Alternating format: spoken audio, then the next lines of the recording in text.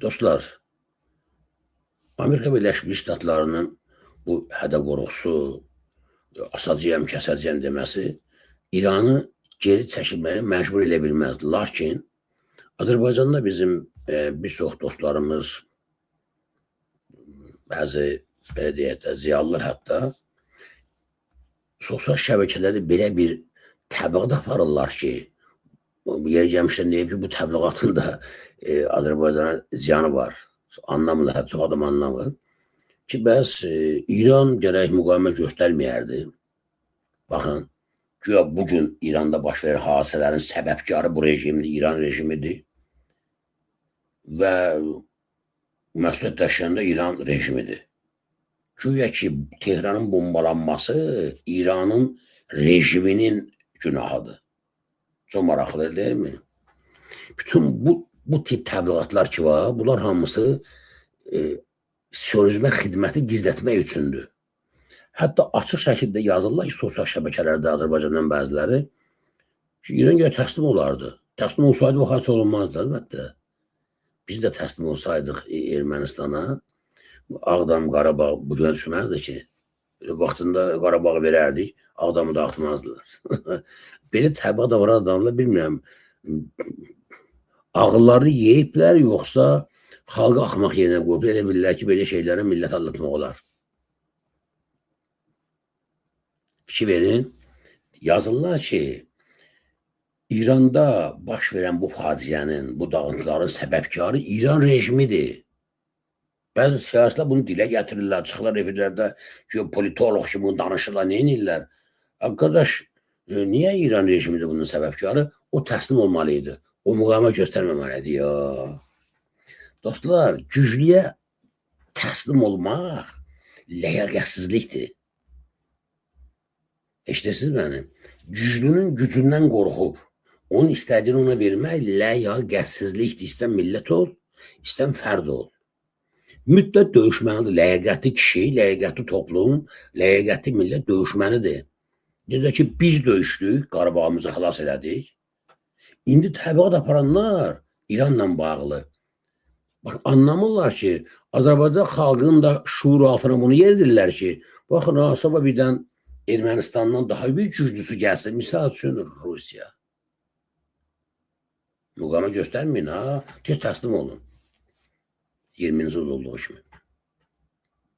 Yox, biz bir daha o səhvi buraxmamalıyıq və xalqımızı ləyaqətli millət kimi formalaşdırmalıyıq, dostlar. Mən çox xahiş edirəm, məsələlərə diqqətli olun. Baxın, mən son vaxtlar bir tez silah sürmüşəm. Bunu yazıram və deyirəm ki, İran ön cəbhədir. Azərbaycan üçün də ön cəbhədir, Türkiyə üçün də, region üçün də, İslam dünyası üçün də, xristianlıq üçün də, bütün dünya üçün də. Niyə? Çünki Epstein əxlaqsızlığı, Epstein düşüncəsi və Epstein kasetlərinin şantajı altında bu müharibəni başlayan Trump'ın administrasiyası Azərbaycan üçün təhlükədir, Türkiyə üçün də təhlükədir, dünya üçün də təhlükədir, Xristian dünyası üçün təhlükədir. Heç kəsin təminatı yoxdur ki, sabah həmin İsrail, həmin Netanyahu tutacaq Trump'ın peysərindən, deyəcək budur, bax, indi hücum Türkiyəyə. Ya bu, ya da kasetlər yayacaq. Epstein məsələsində ifşa olunacaqsın. Kimin təminatı var bunu? Və bunların istinad etdiyi kitab ki var, Siyonistlərin, Netanyahu'nun, bu adamların kitablarına görə biz hamımız qul olmalıyıq bunlara. Hər bir Yahudinin 2800 nökər olmalıdır. Rəsmi olaraq rəqəm elanı, danışda deyirlər. Budur, bunların siyasəti budur. Bütün bunları nəzərə alanda başa düşmək lazımdır. İran ön cəhbədir. Fikir verin, mənə qarşı təbliğatın bir incə üsulunu kəşf ediblər. Güya məni bu fikirdən döndərmək üçün, bu təbliğatın qarşısını almaq üçün. Görürsən, deyirlər, sən İran gedirsən, şəriət dövləti qurmaq güya məni belə şeylərin, dostlar, bəzi adamlar deyirsən də məni tanımayıblar. Mən haqq bildiyimi həyatın bahasına deyən adamam. İranın dünənə qədər Qarabağla bağlı, Zəngəzurla bağlı, Ermənistanla münasibətlərdə buraxdığı səhvləri bu efirdən bağıra-bağıra deyən həmin adam mənəm. Onda mən onlara deyəndə bir çox adamlar onda da mənim əleyhimə danışırdılar. Amma bugün biz tamam başqa bir böyük real təhlükənin qarşısındayıq. Əgər dönənə qədər həmin İran Zəngəzurla bağlı sözülə bəyanat verirdisə, bugün Amerika silahı ilə gəlib oturub Ermənistanda. Və biz bilmirik ki, sabah əgər İran çöksə, bu Ermənistanın vasitəsilə bizə nə edəcəklər və Türkiyə nə edəcəklər? Sizin təminatınız varmı? Necə ki, İsrailin əli ilə bu boyda İslam dünyasını, Orta Şərqi bu günə salırlar. Sənin təminatın varmı ki, sabah da Ermənistan əli ilə Türkiyə, Azərbaycan və ümumiyyətlə Qafqazdan nə oyun çıxaracaqlar? Heç kəs özünü alladı eləməsin. Dünyanın gözü qabağında bir proses var, bir fakt var. Fakt ondan ibarətdir ki, İsrail və Amerika müstəqil suveren bir dövlətə, xalqa qarşı terrorsu, qanunsuz bir cinayət törədir. Hücum edib, müharibə edib, qanunsuz müharibədir bu. BMT-nin sanksiyası yox və heç bir əsas yoxdur bu müharibəni başlamağa. Və Trump'ın ən məhsulu vəzifə şəxslərdən biri istifa verdi. Keçən həftə nə dedi? Dedi ki, İrandan bizə heç bir təhlükə zadı yox idi. Biz bu müharibəni İsrailin təzyiqi ilə başlamışıq və mənim vicdanım bunları götürmür. Daha dözə bilmirəm. Davam edə bilmirəm. Bir səbəb verdi. Dostlar, bir çoxları öz aləmlərində də belə İsrailin nökəsindən gizlətmək üçün bizim məhz bundan öncəki münasibətlərimizi tez-tez qabardırlar. İranın bizə qarşı səhv mövqeyini qabardırlar. Güya İran dünənləri bizə qarşı belə addımlar atıbsa, belə bəyanatlar, addım atmıyor, bəyanatlar veribsə, deməli biz dəstək verməliyik də ki, İsrail Amerikası Ərdəbili Təbrizi bombalasın. Güya bizə bir dövlət verəcəklər. Bu məsələlə bağlı istəyirəm buradan bir çox qardaşlarım mən görürəm, cənublu qardaşlarım var, xaricdə yaşayanlar, Avropada, Amerikada. Buradan da onların menüsünə bir şey demək istəyirəm. Dostlar, İsrail və Amerika İrana hücum etməmişdən qabaq sizlə məsləhətləşib, sizə nəsə vəd eləyib, nəsə təminat almışsınız ki, İran güya dağıdacaqlar, sənə də Cənub Azərbaycana aid verəcəklər ki, sən ikinci böyük burada bu regionda Türk dövləti qurasan. Bir də bir təminatınız varmı? Xalqı niyə alladırsınız? Bu məsuliyyətsizlikdir, bu siyasətçilik demək deyil. Mən sizdən soruşuram. İsrail və Amerika bu müharibəni başlamamışdan öncə sizlə məsləhətləşibdirmi? Mən buradan dəfələn demişəm, bu müharibəyə xərclənən pulun milyonda birini ayırsaydılar, müxalifətin İran daxilində təşkil olunmasına və s. İranda rejim islahat ola bilərdi, xalqın təzyiqi ilə dəyişə də bilərdi və s. Amma indiki halda, devam yazır burada, yox. Siz adam sayan var və ya, İsrail bəyəm sizi insan sayır. İsrailin istat etdiyi kitabda sən heyvansan. Sən də, mən də, bütün bəşəriyyət hamı heyvandır. Biz xidmətçi ola bilərik. Biz kimik ki, İsraillə duraq gedək, nəsə danışaq, şərt eləyək ki, o da bizə şərtimizi qəbul edəsin. Başa düşün, İsrail dövləti dini dövlətdir, hüquqi dövlət deyil, dünyəvi dövlət deyil və bəzən Azərbaycanda o son vaxtlar hicabla bağlı ağzı köpüklərə danışanlar ki, biz hüquqi dövlət idəm, nəyi? Adamlar, İsrail hüquqi dövlət, dini dövlət deyil, dünyəvi dövlət deyil, dini dövlətdir. Xəbərdə yoxsa yox? İsrail 5000, 6 il, nə bilim, 1000 il özlərinin bundan əvvəl uydurduqları bir kitabla idarə olunurlar. Onu gizlətmirlər ki. Siz bunlar görə bilə-bilə xalqı niyə alladırsınız? Bax, sənə vəd verən yoxdur. Sənə vəd verən yoxdur ki, mən milyardlarla pul xərcləyəcəyəm. Balalarımı göndereceğim orada ölsünler. Şəhid olsunlar. Və ondan sonra qoparıb verəcəm sənə ki, burada ağalıq elə. Əslən vətənlər, şəxsən mənə Azərbaycan vətəndaşı kimi İsrailin əlində kukla olacaq müstəqil Azərbaycanlandırsa, bu indiki İran daha sərfəlidir. Eşitdiniz məni? Xahiş edirəm, hamı bu arada özü fikirləşsin. Lap deyək ki, sabah rejimi dəyişdilər silahını. Gətirdilər ora İsrail və Amerikan yönlü bir adam qoydular. Bu Azərbaycana və Türkiyə və İran xalqına xeyirdir ya ziyanlı, xahiş edirəm, ya hə ya yox yazın. Xeyirdirsə yazın hə, xeyirdirsə yox yazın. Sualım deyə bildim mi? Sabah deyək ki, İsrail, Amerika, İranı darmadağın dağıtdılar, bütün əskərlərini öldürdülər, bir 5-10 milyonu və sonunda gətirdilər özlərinin bir adamını, bir ikisi qoydular ora rejimin başçısı ki, bu bizim prezidentimizdir. Bu mənim adamımdır. Venezuela'da dostlar, xalqın prezidentini uğurladı, orada içəridə bir satqın qadın tapdılar, qoydular onun yerinə.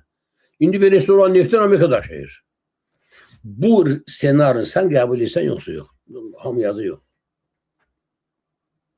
Budur, Azərbaycan maliyyəsinin səviyyəsi budur. Eşq olsun, təşəkkürlər. Qardaşlar, bu şeylərə ayaq baxmaq lazım.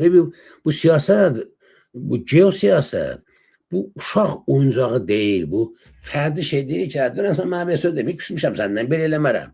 Yox. Sən mənə lap dönə qardaşımı da öldürə bilərsən. Adamlar, eləməli mənim 5 sentyabr 2020-ci ildə ev eşimi dağıtdı, azraşlı körpə qız balalarını çölə töydü. Sentyabr ayının 5-də. Müharibə nə vaxt başladı? Bilən var? 44 günün müharibə. Xahiş edirəm, müharibənin başlama vaxtı buraya yazın tarixini. Müharibə nə vaxt başladı?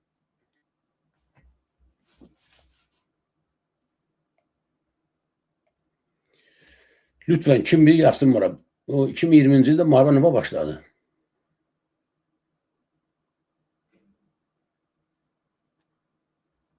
Çox maraqlı məsələlər var ya burada.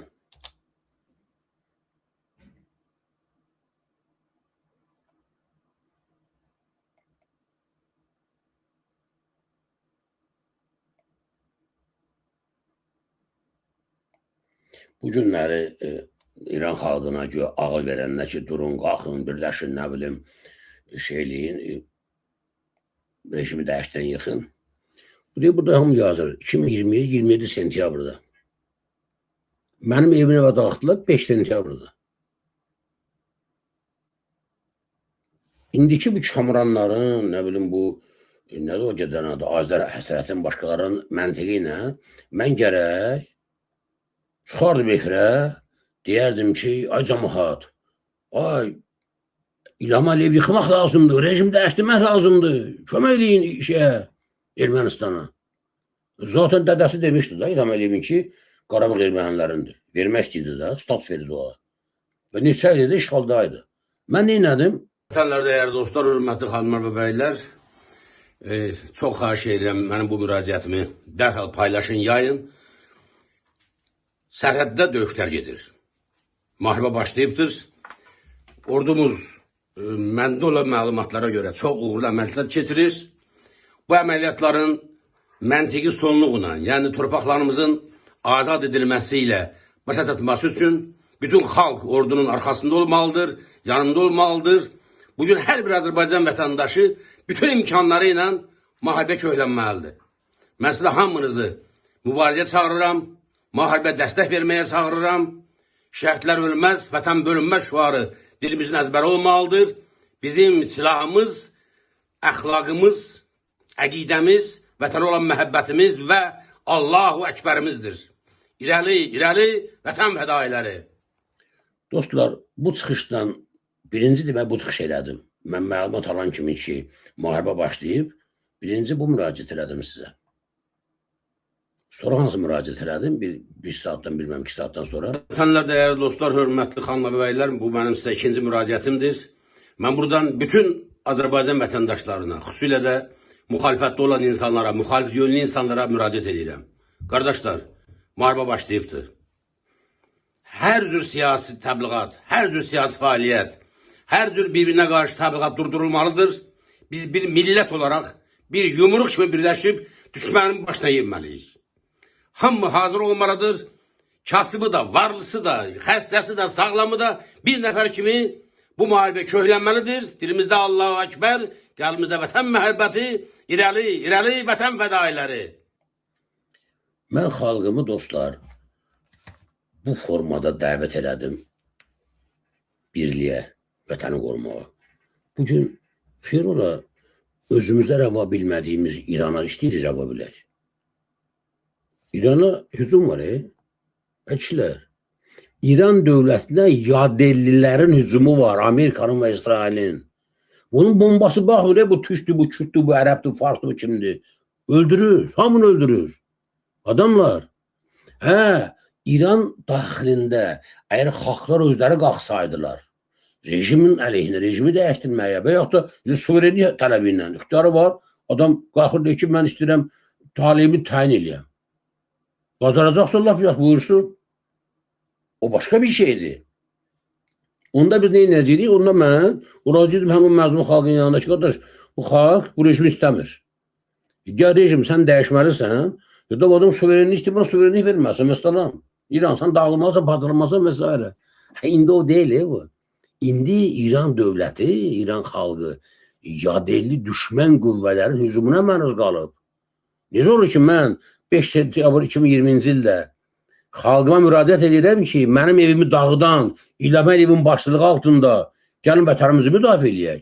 Mən onun əskəriyəm və buna görə bəzi o savadsız uşaqlar sövb təhqir edir, qurban satqın. Adamların düşüncəsi budur.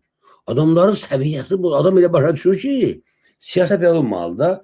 Mənim insandan xoşum gəlmirsə, düşmən hücum eləsə, mən tez qaçmalı düşmənin yanına. Bu xəyanətdir, bu siyasətdir. Mən istəyirəm buradan bu dediklərimi gənc siyasətçilər, bizim gənclərimiz, millətimiz anlayıb başa düşsünlər.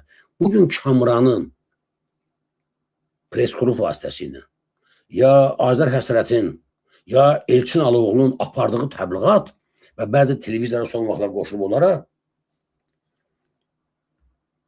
Azərbaycan xalqının məhz onu hazırlayır ki, baxın, sabah xaricdə millərin hücum olsa, İlham Əliyev rejimini dəyişdirmək üçün qalxın ayağa düşmənə kömək edin. Bugün İrana bunu deyirlər. İrana deyilən bu fikir ki var, bu Azərbaycan xalqının şuuratı. Bu ləyaqətsizlikdir və əxlaqsızlıqdır bu. Bu nə demək olmaz? Vətən söhbəti otaqda olanda olmaz müxabət iqtidar söhbəti. İlham Əliyev məni dünən həbs edib öldürübdür, nə bilim, ev eşiyimi dağıdıbdır. O gəlin mən yedim keçməyir mənim tərəfinə. Ayıbdır bir şeylər. Bu xalqın əxlaqı ilə, dünya görüşüyle belə oynamaq olmaz. Bu bir. İkincisi, mən yenə deyim, cənublu qardaşlarıma burada müraciət edirəm. Xaricdə yaşayan və güya Cənubi Azərbaycanın müstəqilliyi uğrunda mübarizə hazır olan neyinə, bu günə qədər barmağa vurmayıb. Bir-birinə didişən adamların bu gün bombaların altında olan Cənublu Azərbaycanlılara ağıl vermə ixtiyarı yoxdur. Orada kifayət qədər liderlər var. Onlar lazım bilsə, məsləhət bilsəydilər, oradan özləri qalxardılar ayağa, müraciət edərlər Türkiyənin Azərbaycanına ki, qardaş, istəmirik belə yaşayaq, bizdən kömək eləyin. Çağırın. Erdoğan nə demişdi? Siz çağırın, biz gələrik. Erdoğan açıq şəkildə bütün dünyaya, hamıya mesaj verdi ki, biz xalqların çağırışına gedərik. Təşkil çağırsınlar. Çağıran var mısınız? Yox. Niyə? Çünki orada yaşayan insanlar bu bəzi adamların ağıl səviyyəsində deyirlər. Onlar başa düşürlər ki, düşmən onları xilas eləmək üçün hücum eləmir. Qətiyyən. İndi sizə sual verirəm. Bax, o hücum eləməmişdən qabaq Cənubi Azərbaycanın güya müstəqilliyi üçün bu prosesin başlandığını sizə kim deyib? Əziz vətənlər, Trump açıq şəkildə, siz bu şeyləri mən deməyə də bilirim, amma deməyə məcburam. Ola bilsin, siz deyəsə, bunlar görüb qanmırlar, bəyən başa düşmürlər. Göstərəm, bu qanan yoxdur, bu başa düşmən var. Başa anlamayanlar da var. Trump öz dili ilə dedi ki, məni İrandakı demokrat zat maraqlandırmır. İşte məni demokratiya maraqlandırmır İranda. Yaxşı, bu milyardları xərcləyən, orada can verən adam, o müharibənin başçısı, deyir ki, məni İrandakı demokratiya maraqlandırmır. Sən nəyə güvənirsən? Və sən hansı vədə uyub, İranın daxildə ay nə bilim, qalxın ayağa deyini, otur xaricdə yanından danışırsan. Hə? Sənə bu vəd verən varmı? Bu vədə danışan varmı? Yox. Netanyahu nə deyir? Netanyahu deyir ki, biz bombalayırıq. Daxildən adamların qalxıb rejimi dəyişməsində yardım şərait yaradırıq. Sonra? Sonra nə edəsən? Deyir ki, mən qalxdım, rejimi dəyişdim. Rejim dəyişmək asan bir şey deyil. Amma deyir ki, xalqlar qalxdı, vurdular bir-birinə, aləm qarşı bir də Kürt-Türkə, Türk-Kürdə başladılar vətəndaş müharibəsinə. O məqamda İsrail Amerika neyəcə bilirsiniz? O məqamda həmin o cənublu qardaşlarımız, İranda yaşayan xalqlar nə qazanacaqlar və necə qazanacaqlar, onu bilirsiniz yoxsa yox? Ayıbdır, cəmaat aldatmayın, xalqın beynini boş yerə qarışdırmayın. İraq göz qabağındadır. İraqa da azadlıq gətirirdilər, demokratiya gətirirdilər. Bu isə dərs olmadı. Əslən vətənlər, təsəvvür edin, adam dili ilə deyir ki, Trump, mənə İranda hər an demokratiya zad lazım deyil. Və bunu mən bu efirdən, bu İran məsələsində başlamamışdan 5 il, 6 il bundan qabaq, 10 il bundan qabaq məqalə yazmışam. Efirdə demişəm ki, Qərbi qətiyyən maraqlandırmır ki, İslam ölkələrində demokratiya var yoxsa yox. Bunlar əksinə, heç bir Amerika və İsrail istəmirlər ki, İslam ölkələrində normal şərait olsun, ona görə qorqoduq gətirib Ərəb ölkələrində kral eləyiblər. Onların əlinə söküb dağıdırlar milyardları. Ona görə Türkiyədə demokratik seçkilər yolu ilə hakimiyyətə gələn Erdoğana diktator deyib onu yıxmağa çalışırlar. Niyə? Çünki Türkiyə nümunə verir, görsədir. Demokratik yolla İslam ölkəsi bəli, idarə oluna bilər. Türkiyə bu nümunəsini görsədir.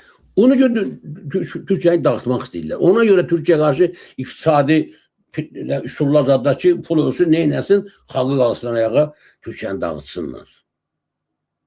Bəli, Türkiyədə nöqsanlar var, eyiblər var.